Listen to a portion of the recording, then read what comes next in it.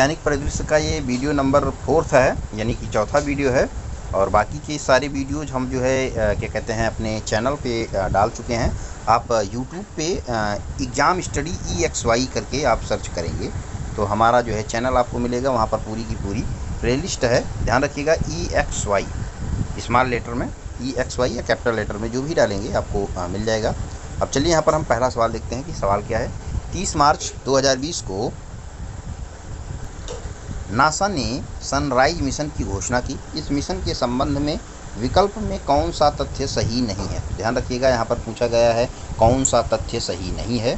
और यहाँ पर सबसे पहला सवाल में एक और क्वेश्चन निकल करके आता है कि सनराइज मिशन जो है वो किसकी क्या कहते हैं पहल है। तो सनराइज मिशन जो है ये नासा की पहल है। मान लीजिए विकल्प में दे देते हैं इसरो, तो इसरो की पहल नहीं है। सनराइज मिशन जो है वो नासा की पहल है। और आप जानते होंगे कि नासा जो है अमेरिकी स्पेस एजेंसी है, जैसे भारत में इसरो है। तो देखते हैं इस प्रकार क्या कहते हैं सवाल क्या है।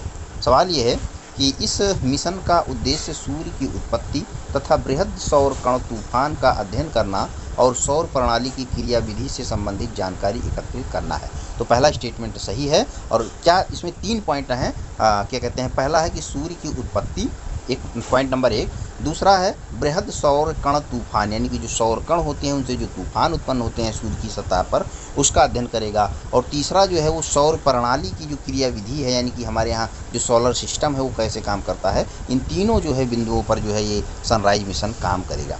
और दूसरा स्टेटमेंट जो सही है वो देख लेते हैं क्या है। यह मिशन इस विषय में महत्वपूर्ण जानकारी प्रदान करेगा कि सूर्य का विकिरण अंतरिक्ष पर्यावरण को कैसे प्रभावित करता है। तो सिंपल सी बात है कि अगर सौर कण तूफान का अध्ययन करेगा, यानी कि सूर्य की सतह का अध्ययन हो रहा है, तो वहाँ पर जो है क्या कहते हैं अंतरिक्ष पर्यावरण के बारे में जाहिर तौर पर जो है वो स्टडी की जाएगी। तो दूसरा स्टेटमेंट सी स्टेटमेंट सही है। और तीसरा स्टेटमेंट डी जो है वो भी सही है कि सनराइज मिशन में 6 क्यूब सेट लगे होंगे जो एक बड़े रेडियो टेलीस्कोप के रूप में काम करेंगे। तो डी स्टेटमेंट भी सही है। लेकिन यह जो है स्टेटमेंट नंबर बी कि इस मिशन को 1 जुलाई 2022 को शुरू करने की संभावना है, तो ये स्टेटमेंट सही नहीं है, क्योंकि इसकी जो स्टार्टिंग एज की संभावना, स्टार्टिंग डेट की संभावना है वो 1 जुलाई 2023 है, ना कि 2022 है।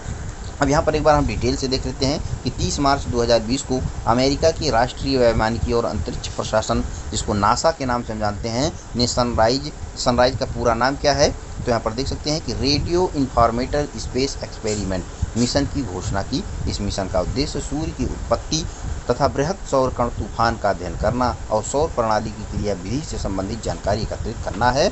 इस मिशन की शुरुआत होने की संभावना 1 जुलाई 2023 है। यह मिशन इस विषय में महत्वपूर्ण जानकारी प्रदान करेगा कि सूर्य का विकिरण अंतरिक्ष पर्यावरण को कैसे प्रभावित करता है। यानी कि जो हमारे यहाँ सनरेज है, जो सनरेज आती है धरती पे, वो धरती पे आने से पहले जो अंतरिक्ष में जो है क्रॉस करके आती है, वो अंतरिक्ष के पर्यावरण को कैसे प्रभावित करेगा, इस बात का भी अध्ययन किया जाएगा। या भविष्य में चंद्रमा या मंगल ग्रह से संबंधित विभिन्न मिशनों पर जाने वाले अंतरिक्ष यात्रियों को सौर तूफानों से बचाव करेगा। यानी कि जब सौर तूफान का जो है स्टडी हो जाएगी, उसका अध्ययन हो जाएगा, तो हमारे यहाँ जो क्या कहते हैं मंगल पे या चंद्रमा पे जो यान जाते हैं, जो यहाँ से हमारे यहाँ मिशन भेजा जाता है, उसके जो है प्रोटेक्शन के बारे में, या उससे जो है सौर तूफान से जो खतरा उत्पन्न होगा उसके बारे में जो थोड़ा सा अध्ययन हो जाएगा, तो मिशन जो है वो सफल होने की संभावना ज़्यादा बढ़ जाती है। और नेक्स्ट है, या भविष्य में यह सूर्य के स्पेक्ट्रम अर्थात वर्णक्रम के उस हिस्से का अध्ययन करेगा जो आयन मंडल के कारण पृथ्वी पर नहीं दिखाई देता, या आयन मंडल के कारण जो है पृथ्वी पर नहीं देखा जा सकता है। तो यानी कि स्पेक्ट्रम का भी अध्ययन किया जाएगा सनराइज मिशन के द्वारा। और लास्ट में ये है कि सनराइज मिशन में 6 क्यूब सेट लगे होंगे जो एक बड़े रेडियो टेलीस्कोप के रूप में काम करेंगे। यह मिशन एक पेलोड ऑर्बिटल डिलीवरी सिस्टम से जुड़ा होगा। यानी कि सनराइज मिशन के जितने महत्वपूर्ण बिंदु हैं वो सारे परीक्षा की दृष्टि से महत्वपूर्ण हैं। और ये सारे बिंदु कौन कौन से हैं, सबसे पहला तो यहाँ पर देख लेते हैं, जो कि MPPSC के लिए महत्वपूर्ण है कि सनराइज का पूरा नाम क्या है। उसके बाद में शुरुआत नासा के द्वारा की गई है, 1 जुलाई 2023 इसकी डेट है, ये महत्वपूर्ण है। और यहाँ पर जिन जिन चीज़ों का अध्ययन किया जाएगा, एक तो जो है सूर्य की उत्पत्ति को लेकर के यहाँ पर अध्ययन किया जाएगा। उसके बाद में जो अंतरिक्ष पर्यावरण को प्रभावित करता है, जो सनरेज होता है, उसका भी अध्ययन किया जाएगा। स्पेक्ट्रम का यहाँ पर अध्ययन किया जाएगा। 6 क्यूब सेट लगे होंगे और पेलोड ऑर्बिटल डिलीवरी सिस्टम के रूप में यहाँ पे काम करेगा। और अगला देख लेते हैं क्या है कि 2 अप्रैल 2020 को रक्षा मंत्रालय द्वारा प्रेस विज्ञप्ति के अनुसार किसके द्वारा कोविड-19 से मुकाबला करने वाले स्वास्थ्य पेशेवरों को सुरक्षित रखने के लिए सीम सीलिंग ग्लू के साथ जैविक सूट विकसित किया गया है। तो ये DRDO जो है उसने जो है वो सीम सीलिंग ग्लू के साथ में एक जैविक सूट बनाया है जो कि कोविड-19 से जो है निपटने में जो है वो काफ़ी हद तक मददगार होगा। और ये किसकी पहल है, तो यहाँ पर देख सकते हैं कि रक्षा मंत्रालय की ये जो है उसके आदेश पर जो है ऐसा क्या कहते हैं किया गया है। नेक्स्ट देखते हैं कि नौसेना के कहाँ स्थित डॉकयार्ड ने अपने प्रवेश द्वारों पर बड़ी संख्या में कर्मियों की स्क्रीनिंग हेतु इंफ्रारेड सेंसर गन डिजाइन की है। तो ये जो है नौसेना का एक डॉकयार्ड है जो कि मुंबई में स्थित है। इसने जो है प्रवेश द्वारों पर कर्मियों की जो है स्क्रीनिंग के लिए इंफ्रारेड सेंसर गन विकसित किया है। और यहाँ पर देख सकते हैं कि कोरोना जांच हेतु डॉकयार्ड द्वारा खुद के उपलब्ध संसाधनों से विकसित गन की कीमत 1000 रुपये से भी कम है। और ये जो है गन जो है वो किससे चलता है, वो बैटरी से चलता है। तो ये बैटरी से चलने वाली एक डिवाइस है जो कि कोविड-19 के जांच के लिए तैयार की गई है। और 1000 रुपये से कम इसकी कीमत है। 0.02 डिग्री सेल्सियस तक के शारीरिक तापमान को जो है सटीकता के साथ में नापने में सक्षम है।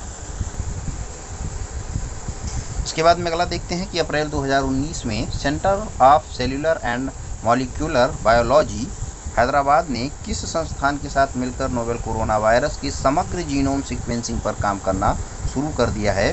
तो ये इंस्टीट्यूट है institute of genomics and integrative biology जो कि नई दिल्ली में है। अब देखिए इसने जो है इसके साथ में CCMB के साथ में मिलकर के कोविड-19 का जो जीनोम है उसकी सीक्वेंसिंग तैयार करने पर जो है जोर दे रहा है ये संस्थान। अब यहाँ पर 2 सवाल और महत्वपूर्ण बन रहे हैं। पहला सवाल तो यही पूछा जा सकता है कि centre of cellular and molecular biology कहाँ पर है, तो ये हैदराबाद में है।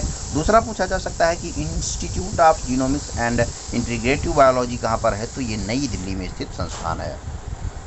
और अगली न्यूज़ हम कोरोना वायरस को लेकर के ही डिस्कस करेंगे। देखते हैं कि अप्रैल 2020 में भारतीय चिकित्सा अनुसंधान परिषद ICMR ने भारत के कितने राज्यों तथा केंद्र शासित प्रदेशों में चमगादड़ों के नमूनों में बैट कोरोना वायरस होने की पुष्टि की है। तो ध्यान रखिएगा, अभी तक हम जो सुन रहे थे वो हम कोविड-19 के बारे में सुन रहे थे, लेकिन अब जो है हम क्या सुनने लगे हैं, हालांकि ये चर्चा में नहीं रहता है लेकिन जानना ज़रूरी है। तो वो ये है कि बैट कोरोना वायरस, और ये बैट कोरोना वायरस में भारत के 4 राज्य और केंद्र शासित प्रदेश शामिल हैं। और इन 4 राज्यों तथा केंद्र शासित प्रदेश में कौन कौन से राज्य हैं, कौन कौन से केंद्र शासित प्रदेश हैं, तो यहाँ पर देखते हैं कौन कौन से हैं। इसमें जो है वो क्या कहते हैं कि सबसे पहला वो है केरल है, और दूसरा हिमाचल प्रदेश है, तीसरा तमिलनाडु है, और चौथा जो है वो पुदुचेरी है जो कि केंद्र शासित प्रदेश है, यूनियन टेरिटरीज है। आपको बता दें कि चमगादड़ जो है जिसमें सबसे ज़्यादा रिसर्च किया जाता है वायरस के बारे में, और उसको जो है लेकर के जब रिसर्च किया गया तो चमगादड़ की 2 प्रजातियाँ क्या कहते हैं पिटोरोपस और रोसेटस। तो यहाँ पर ये दोनों प्रजाति महत्वपूर्ण है। हो सकता है एग्जाम में ये आ जाए पूछने के लिए या विकल्प में कि पिटोरोपस एवं रोसेटस क्या है, तो ये चमगादड़ की दोनों प्रजातियाँ हैं। इन 2 प्रजातियों को लेकर के रिसर्च किया गया और इनमें बैट कोरोना वायरस होने की जो है पुष्टि की गई। और यहाँ पर रिसर्चर्स ने बताया कि भारत में पाए गए कोरोना वायरस के नए प्रकार की लगभग 95% जो विशेषताएँ हैं वो चीन के शहर वुहान से उत्पन्न करती हैं, मतलब जो वायरस उत्पन्न हुआ है उससे मिलान करती हैं।